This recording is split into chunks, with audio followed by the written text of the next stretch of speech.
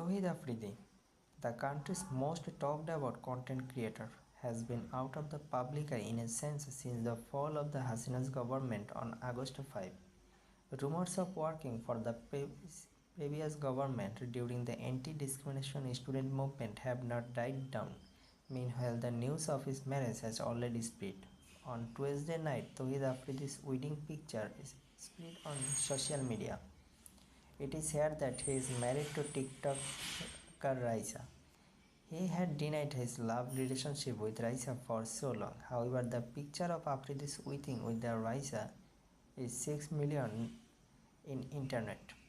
However, no information was found about when the picture was taken or when the wedding took place. Tried to contact Afridi in this regard but got no reply.